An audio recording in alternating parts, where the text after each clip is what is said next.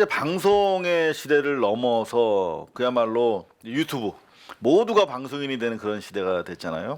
시사 방송인으로서 이제 김어준 그리고 손석희 이렇게 양대 산맥이 있는데 사실 이분 정관용 씨 시사 프로 진행자로 대한민국에서 그야말로 1, 2위를 손석희 씨와 다투던 양반인데 서울대 사회학과 나오고 YS 때 청와대 행정관으로도 일했던 그런 경력이 있어요.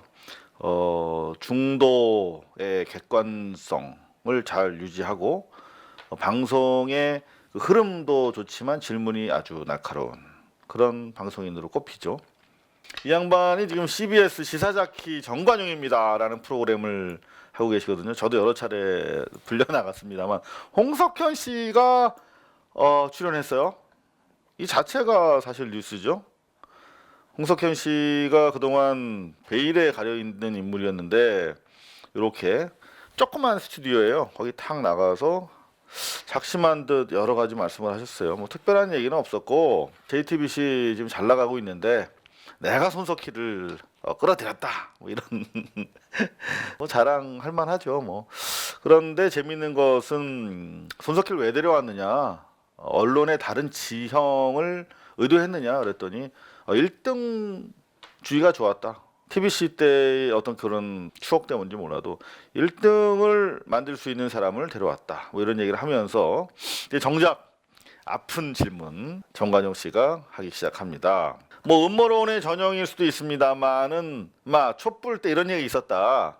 태극기 부대 등 탄핵 반대 진영에서 JTBC를 앞세워서 홍석현이 박 대통령을 탄핵하도록 뭐 태블릿 PC 이런 특종을 하도록 하고 결국 자기가 대통령 나오려고 했던 거 아니냐.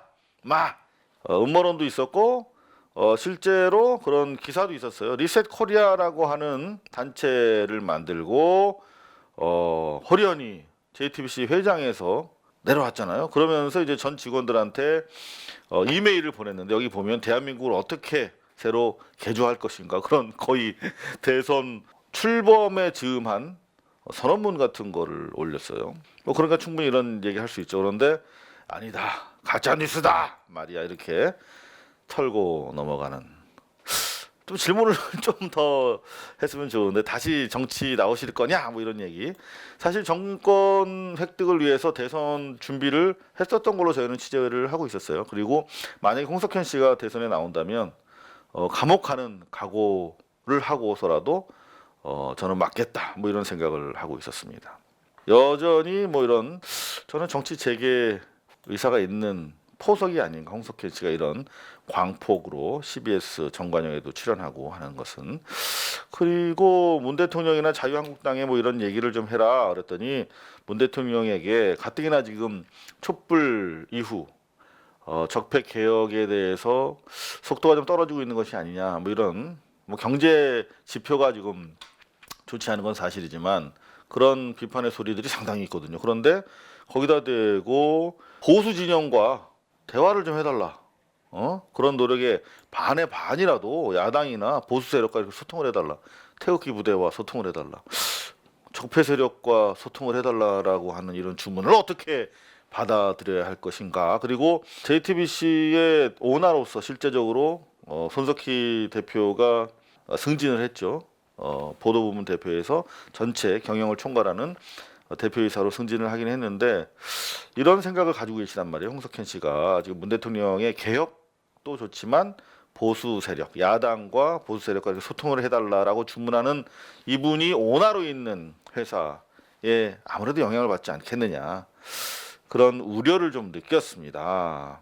자, 왜 이런 소식을 전해드리냐면 제가 이제 주로 신문, 주요 신문들 그리고 공중파 위주로 뉴스 비평을 해드리니까 CBS나 뭐 SBS, KBS 라디오도 좀 비평을 해달라는 요구가 빗발치고 계셔가지고 자 이어서 그럼 SBS, CBS 봤으니까 SBS 김영민의 정치쇼를 아침에 들어요. TBS부터 다 듣습니다.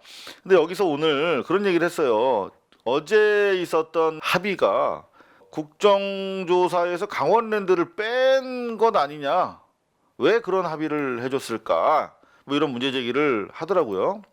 그래서 살펴보니까 이정미 정의당 지도부는 무슨 얘기냐? 강원에도 채용비리 의혹 당도를 한다.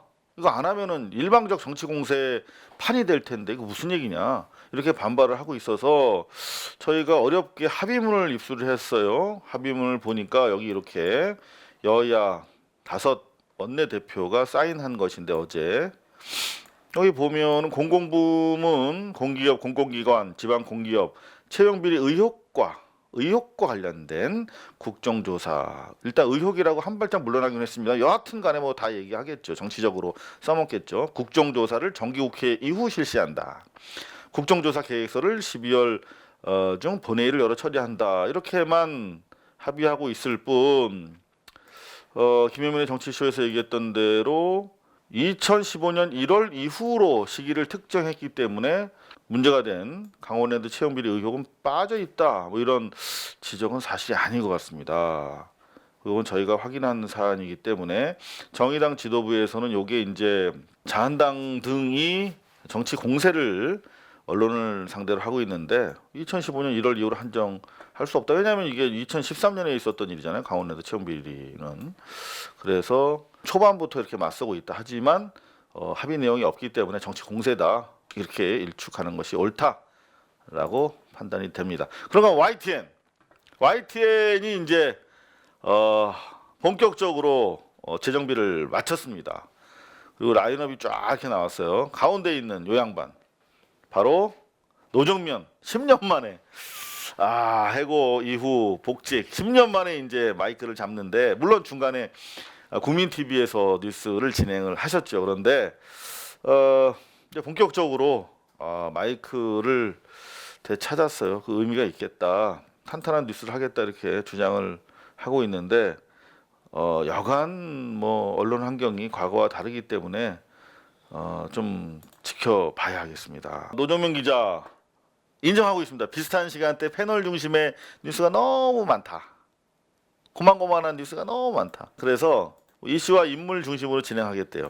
이게 뜻은 좋은데 이게 쉽지 않아요. MBC에도 요 시간대에 성장경 앵커, 제 동기입니다만 앵커가 진행하는 뉴스 외전이라는 프로그램이 있어요. 그것도 비슷한 거란 말이에요. 이슈와 인물 중심 진행. 쉽지 않을 건데 여하튼 응원을 보내고요. 그런가 하면 2008년 폐지 이전까지 시청자 호응이 높았던 돌발 영상도 다시 부활이 됐다고 합니다. 응원을 보내고요. 그리고 한국기자협회, 제가 뭐 한국기자협회를 비롯해서 뭐 다 봅니다. 이런 미디어스, 이거 언론 전문지인데요. 그런가 하면 이거 일반인들 잘 안 보실 거예요. PD 저널이라는 그런 언론 전문지까지 제가 다 설립하고 있으니까 뉴스 비평 하나만 보시면 그래도 놓치는 것이 없다, 안전하다 이렇게 안심을 시켜드리고 싶고요. 연합뉴스 TV가 또 있어요. 그러니까 YTN은 원래 연합뉴스에서 나온 거거든요. 그래서 YTN이랑 연합뉴스랑 같은 회사인 줄 아는 분들이 대단히 많아요. 그런데 연합뉴스는 다릅니다. YTN은 별도 법인으로 나온 거고 연합뉴스는 우리가 1년에 332억 원의 정부 지원금을 주는 그런 사실상 국책 언론사입니다. 연합뉴스에서 YTN 보내고 나니까 허전해. 그래서 연합뉴스 TV를 만든 거예요. 연합뉴스 TV랑 23 YTN 채널 24 바로 옆에서 경쟁을 하고 있는데 혼동하시는 분들 대단히 많더라고요. 연합뉴스가 조직 개편을 한답니다. 한반도 중심, 동남아로 그리고 유튜브 채널로 확대한다. 뭐 이런 600명이 넘죠 기자들이 맘모스 조직이라서 이게 과연 성공할지 좀 지켜봐야 될 것 같고요. 그런가 하면은 방금 말씀드렸던 것처럼 연합뉴스는 우리가 1년에 332억 원의 정부 지원금이 투입되는 혈세가 투입되는 국책 뉴스 서비스인데 국회에서 구독료를 준대요. 모르셨죠? 근데 또 올렸대요. 인상을 했대. 그래서 얼마씩 주냐면 짜잔 소위에서 의결했어. 국회 사무처에 따르면은 연합뉴스는 10억 3,300만 원 구독료를 준대요. 그 신문도 안 오잖아 이거는. 근데 어떻게 구독료? 뭘 구독했다는 거지? 이상하죠. 뉴스원 민영 뉴스 에이전시죠. 3억. 뉴시스 2억 7,200만 원. 얼마를 주는 거야? 왜 주는지 잘 이해 안 가시죠. 인터넷에 포털에 다 도배를 하고 있는데 그거 보면 되는데 구독료 별도로 왜 내지? 저희 뜬금없이 뉴스방으로 넘어왔습니다. 구독자 9만 이제 8천 접근하고 있는데요. 이 추세라면 조만간 10만도 가능하지 않을까 이렇게 기대를 하고 있습니다. 저희는 연합뉴스, 뭐 뉴시스 뉴스원과 달리 정부 지원도 받지 않고 국회에서 구독료도 없습니다. 다만 여러분들 자발적 후원으로 100% 움직이고 있는 독립적인 언론 대한 매체고요. 원하시면 정기 후원 이렇게 가능합니다. 그리고 좋아요, 댓글로 힘을 얻고 있습니다. 저희 요즘에 국민 청원하고 있잖아요. 세월호인 이정인 대표 알파 잠수 화재 사건 재조사 2주 됐는데 지금 3만 명 넘었습니다. 적은 숫자는 아니죠. 정말 감사한 분들인데 이거 아시는 분들은 정말 많은데 이렇게 행동으로 이어지지가 않나 봐요. 여러분들 행동이 결국은 세상을 바꿉니다. 10초만 시간을 내주세요. 2주 남았습니다. KBS입니다. 자, 이제 KBS 봐야 되는데 13% 시청률이 여전히 답보입니다. 문제는 이게 그나마 높은 수준이라는 거죠. 자, KBS 큐시트 볼까요? 네, 투블록은 화해치유재단이 28개월 만에 해산됐다라고 하는 뉴스로 시작을 했는데요. 졸속 합의였다라고 이제 해산을 실제적으로 들어갔고요. 일본이 근데 출연한 10억엔 어떻게 할 것인가? 이 방법은 일본과 협의해야 되는 상황이다. 뭐 이렇게 그냥 법원 같은 데 공탁하면 안 되나? 일본이 약속 안 지키면 국제 간 관계가 불성립한다라고 주장했대요. 아베가. 국가 간의 관계가 불성립한다. 그러면 다시 식민지 시대로 돌아가겠다는 건가요? 그죠? 김복동 할머니 일본 사죄한다. 한일 관계 전망은 냉랭할 것이다. 뭐 이렇게 저희가 정리를 해드릴 수가 있고요. 그런가 하면 미국이 남북 철도 연결 공동 조사와 관련해서 뭐 동아일보에서는 너무 속도 빠르다라고 했다, 컴플레인 했다라고 하는데 KBS 뭐 공영방송이니까 더 신뢰할 수 있죠, 여러분. 공동조사를 강력하게 지지했다고 합니다. 어제 말씀드린 대로 미국으로서는 이제 시간이 없어요. 빨리 가시적인 성과를 내야 되는 상황입니다. 한미관계는 자전거다. 첫발 뗐지만 성과까지는 계속 페달을 밟아야 한다. 당돌한 내용입니다. 조중동 등 사회 수구 기득권 세력들의 저항만 계속 우리가 일치 단결해서 무찌르면 됩니다. 우리 내부의 갈라치기는 삼가야겠죠. 탄력근로제 확대를 반대하는 민주노총이 16만 총파업이 있었다. 노종 곳곳 파열음이 여전하다. 왜 그럴까? 문재인 정부는 그 정권 뭐 핵심적인 지지 세력이잖아요. 그런데 지금 경제 지표들이 나빠지면서 서로 간에 신뢰가 좀 깨지고 있다. 뭐 이런 얘기입니다. 정부는 더 이해해 주길 바라고 노동계는 그렇다고 임금을 깎을 수는 없지 않느냐. 뭐 이렇게 맞서고 있는. 앵커의 눈에서는 청와대가 정교조 합법화를 내년에는 결론을 내기를 기대하고 있다라고 청와대가 정교조 합법화와 관련해서 이례적으로 발언하고 나온 사실을 다뤘어요. 회원이 무지하게 많잖아요. 보실까요? 6만 명 중에서 고작 해직자 9명이 포함되어 있다 하는 이유로 트집을 잡아가지고 박근혜 정권 하에서 법외 노조, 합법적인 노조가 아니다. 법외 노조로 이렇게 빼버렸지 않습니까? 그래서 이제 그 대법원에 계류 중이고 이걸 가지고 적폐사법부와 청와대 간의 거래가 있었다 하는 그런 수사가 진행되고 있는 사안이잖아요. 근데 문제는 지금 이게 3년 정도 끌고 있는데 언제 판결이 나올지 몰라. 그래서 더 이상 이거를 미룰 수는 없다는 거예요. 그래서 직권으로 철회하는 그런 청와대의 입장이 어느 정도 가닥이 잡힌 것이 아닌가. 노동계의 유화적인 제스처를 취한 것은 분명하다. 뭐 이렇게 해석이 됩니다.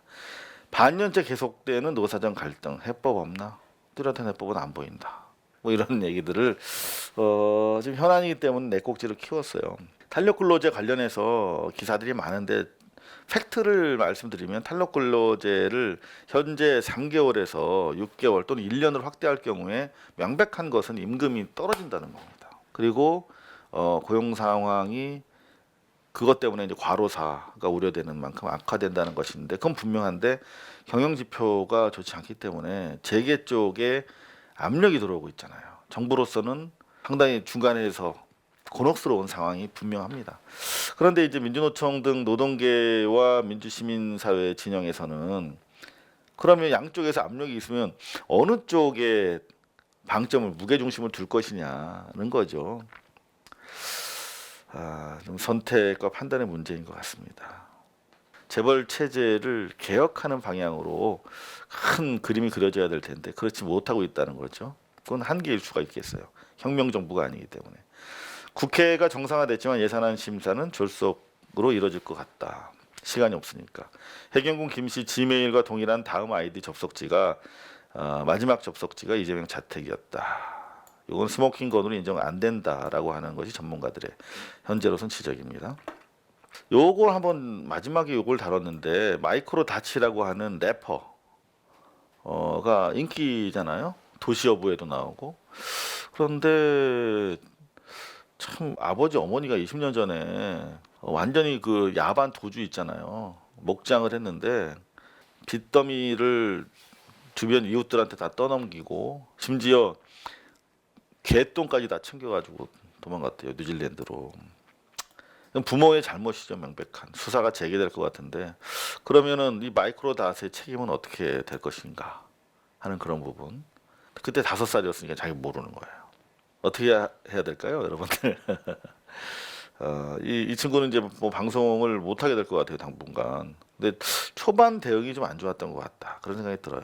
이것도 가정 교육의 문제인 것 같은데 광의로 보면 그런 사실이 언론 보도가 되면은 부모님한테 사실대로 얘기를 해달라고 해서 이를테면 사과를 하고 내가 그동안 돈 벌었다고 많이 언론에 나왔으니 제가 충분히 이게 돈으로 안 되는 거거든요. 사기라는 거는 저는 제가 고발 기자질을 오랫동안 하면서 제일 악질 나쁜 범죄가 전 사기라고 생각을 하는 사람이에요. 사람을 상해 입히는 거 정말 나쁘죠. 근데 이 사기는 사람에 대한 신뢰를 무너뜨려 버려요. 영혼을 앗아가 버리는 거예요. 그러면 사기 사건 한번 당한 사람은 사람 못 믿어요. 제가 처음 취재한 것도 조선족 사기 사건이었거든요. 95년 겨울에 조선족 피해 당하고 있는 조선족들을 연변에 가서 직접 만났는데 진짜 너무 화가 나더라고요. 조선족들 상당수는 만주로 독립운동하던 그분들의 후예들이거든요. 근데 그분들이 한국 사람들한테 사기당하고 한국을 입국시켜준다고 사기당하고 중국 사람들한테 얻어먹고 살고 있더라고요. 너무 화가 나고 눈물이 났던 기억이 납니다. 사기는 정말 안 돼요. 근데 이 양반이 사기 피해자들한테 처음에 사과하지 않고 명예훼손한다고 이렇게 막 오히려 적반하장으로 그렇게 대들고 나오니까 여론이 더 악화됐던 것 같고 차라리 처음에 자기가 알아보니까 문제가 있더라. 정말 죄송하다. 그리고 부모님 사법 처리 받도록 자수하도록 권고하겠다. 그리고 부모님이 모자라면 내가 벌어서라도 갚아드리겠다. 이렇게 하는 것이 올바른 태도가 아니었는가 이렇게 생각이 됩니다. SBS입니다. 4.8 떨어졌어요? 왜 떨어졌을까요? 이 노동 문제를 톱블록으로 세웠구나. 그러면 초반에 잘 안 보거든요. 경제랑 노동 이런 거를 잘 안 봐요. 왜 그럴까요? 그죠? 정말 중요한데 전교조 문제를 이제 매듭 짓는 방향으로 청와대가 갈피를 잡았다. 뭐 이런 합법화 쪽으로 방향을 잡은 것 같다. 이런 뉴스. 탄력 근로제가 확대되는 걸 저지하고 비정규직 철폐를 요구하는 민노총 총파업이 있었다. 정부에 맞서는 노동계 탄력 근로제 확대를 왜 반대하나? 반대할 이유가 있더라. 뭐 이런 내용이고. 핵심 지지층인 노동계와의 갈등이 고조되고 있는데 청와대 생각은 어떤가? 이런 보도가 필요한 거예요. 그러니까 스트레이트 말고 청와대의 생각은 정확하게는 모르겠죠. 근데 이건 취재를 해야 아는 거잖아. 나머지는 그냥 눈에 보이는 거 보도 자료 받아가지고 쓰면 되는데 이렇게 청와대의 내심은 어떨까? 이런 거는 신문에서 말하면 이런 거를 이제 분석, 해석, 뭐 해설 박스라고 부르거든요. 취재를 많이 해야 되는 거예요. 그렇기 때문에 중요한데 방송에서는 이게 잘 안 먹혀. 신문의 영역이었는데 이런 걸 시도하고 있는 거죠. 왜 이런 걸 시도하냐면 계속 노동계와 정계 그리고 시민사회를 이간질시키는 갈라치기 하는 언론에 이런 악의적인 보도가 되게 많단 말이에요. 적폐청산 조끼 입고 단체로 노상방뇨. 어디게요? 조선일보. 민노총의 뿔난 시민들. 뭐 이런 기사를 계속 쓴단 말이에요. 노상방뇨하면 안 되지 물론. 근데 그건 마이너한 일이잖아요. 이를테면 태극기 부대 할아버지들이 노상방뇨 많이 하잖아요. 그래도 그거 가지고 우리가 아유 저분들 나이 드시면 오줌 참기도 어려운데 좀 화장실이라도 마련해 드리지 뭐 이렇게 생각하지 그 자체를 그걸로 해서 연관해서 폄훼하진 않잖아요. 근데 이런 시도가 보수 언론들 사이에 많기 때문에 중간에서 이렇게 나름대로 중주하려는 언론의 역할이거든요. 이 사람들 그냥 분명히 서로의 명분과 실익은 다 있어요. 정부와 노동계가. 그러면 이 사람들 속내는 어떻고 이 속내는 어떻고 해서 좀 접점을 찾아가는 그런 노력이 필요한데 청와대 생각이 어떤가 SBS의 시각으로 들여다봤더니 노동 존중 사회를 만들겠다는 원칙은 뭐 흔들림이 없다. 청와대는. 근데 핵심 지지층과의 갈등이 달갑지는 않지만 민노총 총파업이나 사회적 대화 불참에 여론이 크게 공감하지 않고 있다고 판단하고 있는 것으로 보는 거예요. 그러니까 일단 청와대에서 노동 문제를 직접 챙기겠다 대통령이 주재하겠다 이런 회의들을 근데 그런 회의에도 빠지는 상황에 대해서 물론 노동계가 명분은 있지만 청와대 입장이 경제사회노동위원회 오늘 첫 회의하는데 대통령이 지금 주재하겠다는데 민노총 그건 상당히 우대해 준 건 분명해요. 노동계를. 그런데 민노총이 여기도 안 나오겠다고 하니 그래도 여론은 우리 편이 아니냐 청와대 편이 아니냐 그래서 그냥 돌파하는 그런 형국이다 이렇게 보고 있는 거죠. 그런가 하면 금융위가 삼바에 대해서 엉터리 평가를 묵인했다. 이미 알고 제재할 수 있었는데 또 알고도 이거를 묵인했다라고 하는 MBC 보도가 있었거든요. 요거예요. 전날 보도인데 삼성 엑스파일 취재팀에서 함께 일했던 우리 노경진 기자 단독 보도를 했어요. 삼바에만 적용된 뻥튀기 계산법 금융위는 알고 있었다. 그의 여름에 일어난 일을 알고 있었다. 이런 보도를 했는데 뭐냐면 분식 결과로 8조 원을 만들어냈잖아요. 근데 이 근거가 HMC 이게 현대차투자증권이거든요. 현대차투자증권 등 증권사가 계산한 가치를 평균 냈다는 거예요. 이거 이제 전문가들한테 물어봤더니 웃더라고요. 그냥 이런 게 어디 있냐고. 김경률 참여연대 경제금융센터 회계사님도 이게 미래 현금 흐름, 제 경영하겠다 그랬잖아요. 이게 기본이거든요. 프레젠트 밸류, 현재 가치로 할인해서 뭐 이렇게 캐시 인플로, 현금의 유입을 계산하는. 그래서 현재 가치를 측정하는데 기업을 미래에 얼마 벌 것이기 때문에 그걸 현재 가치로 다 이렇게 보면 이 기업이 얼마다 이렇게 하는 건데 시중에 나와 있는 이런 HMC, 현대차 증권 같은 증권사가 발행 목적이 전혀 다른 이런 보고서를 가지고 측정했다는 건 말도 안 된다. 그래서 그때 제지를 했어야 되는데 안 했다는 보도를 전달했더니 이제 논란이 시작된 거야. 더 번질까? 유서 대필 사건, 유명한 사건이죠. 조작 배우가 노태우 정권이었다라고 하는 사실. 이미 뭐 그렇게 알고 있었지만 대검찰청 진상조사단의 공식적인 조사 결과 이렇게 드러났다는 거예요. 모르시는 분들을 위해서 간단히 설명드리면 노태우 정권 치하 91년에 유서 대필 사건이란 뭐냐. 사회운동을 하던 김기설 씨가 정권 퇴진을 노태우 정권 치하가 신공안이라고 해서 좀 기억납니다만 어마어마한 공안 한파가 있었어요. 무서움, 공포를 수단으로 집권하던 시기가 있었단 말이에요. 김기설 씨가 정권 퇴진을 요구하면서 분실했는데 동료였던 강기훈 씨가 유서를 대필했다라고 몰아간 사건이거든요. 근데 이거를 김기설 씨 분신 당일부터 노태우 정권의 치안관계 장관회의가 이 사기극을 주도했다는 내용이 드러났다는 거죠. 저는 그렇게 생각해요. 정말 어려운 과정을 통해서 싸워냈는데 강기훈 씨 이분 지금 건강도 안 좋고 대단히 피폐된 찢겨진 삶의 마지막 자락을 붙잡고 힘겹게 살아가고 계시거든요. 그런 내용이 담긴 영화 한 편 봐주시면 어떨까 하는 생각이 들어요. 1991년 봄이라는 영화거든요.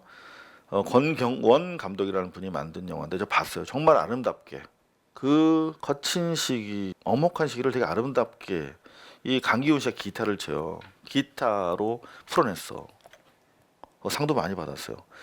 근데 이게 지금 극장이 없어요. 서울 한 곳, 아이고 씨, 부산 한 곳, 광주 전라 두 곳.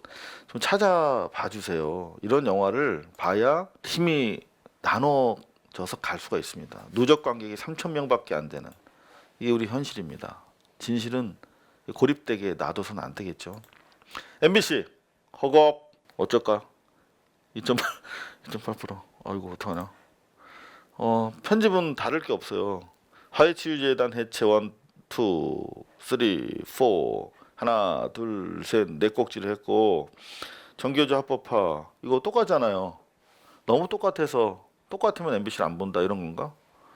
탄력 근로제 똑같잖아요. 하나 그런가 하면 채용 비리 국정조사 합의했다. 하나 단독도 있어. 사법농단 연루판사 13명을 연내 징계하겠다라고 법원이 선제적으로 치고 나왔대요. 자, 6명을 탄핵할 것이냐, 50명을 탄핵할 것이냐 막 말들이 많았는데 일단 가이드라인이 나온 거예요. 그럼 13명에서 시작하면 되겠죠. 트위터 등록 메일과 똑같은 아이디 이 지사 집에서 접속됐다. 공식 답변 없다면서 네티즌들에게 반격 증거 찾아달라고 요구하고 나섰다. 이게 다른 데서 한 꼭지로 했는데 MBC에서 두 꼭지 벌렸길래 봤더니 이재명 지사가 지지층들에게 도와달라 뭐 이렇게 요구했다는 것인데 실제로 이재명 지사 측에서는 4년 동안 정의를 위하여가 4만 7천 건의 트위터를 작성을 했다고 하는데 기자인 저도 하루에 몇 개 못 하거든요. 근데 그렇게 하려면 하루에 몇 개를 해야 되는 거야. 수십 개를 해야 되잖아요. 가정주부가 그럴 수 있었겠느냐. 뭐 그런 이유로 해서 사실이 아니다라고 주장하는 이유이기도 한데 이종열 변호사 측에서는 여러 사람이 했을 수 있고 그중에 김혜경 씨가 없을 수도 있다는 취지의 인터뷰를 하셨잖아요. 그러면 그게 무슨 말이지?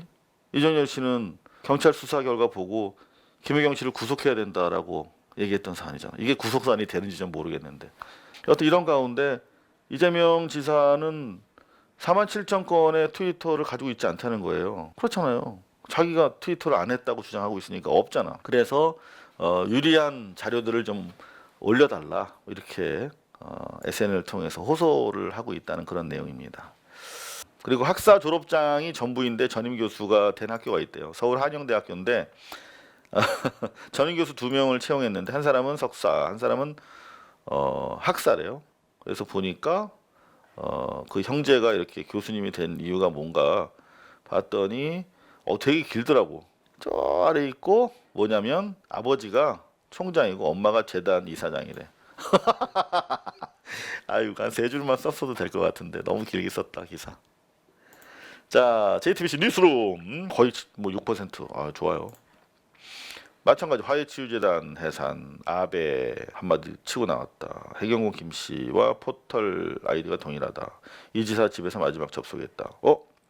마지막 접속지 묻자 이 지사가 국민 삶에 관심 가져야라고 얘기했다. 이거를 또 몇몇 매체에서는 동문서답이라고 표현했던데 동문서답은 아니죠. 그냥 직답을 회피했다 정도고 미문서답은 이걸 물었는데 이걸 잘못 인식하고 다른 걸 말했을 때 쓰는 말인데 약간 좀 적대적으로 악의를 가지고 그렇게 미다시라고 그러면 안 되지. 죄송합니다. 제목을 뽑았더라고요. 언론계에 이렇게 외색이 짙어요. 아우 되게 조심하는데도 진짜 죄송합니다. 일본어 정말 많이 써요. 그러니까 한국 언론 시스템은 일본 시스템 그대로 가져왔거든요. 죄송합니다. 스미마세. 아이고 죄송합니다. 여당 일각에서 이재명 정치적 책임론이 솔솔 길이 변하나? 무슨 말이에요? 이렇게 벌렸어. JTBC가 이렇게 벌렸다는 거는 이재명을 보내겠다는 뜻이에요. 이거는 제 자의적인 판단입니다만 책임론이 솔솔 일고 있다라고 해서 타사가 KBS, SBS가 지금 한 꼭지고 MBC가 그래도 두 꼭지인데 이렇게 세 꼭지로 벌렸잖아요. 이거는 이재명을 정치적 책임론 솔솔 일고 있는데 보내겠다라고 발제한 거예요. 저는 그렇게 판단합니다.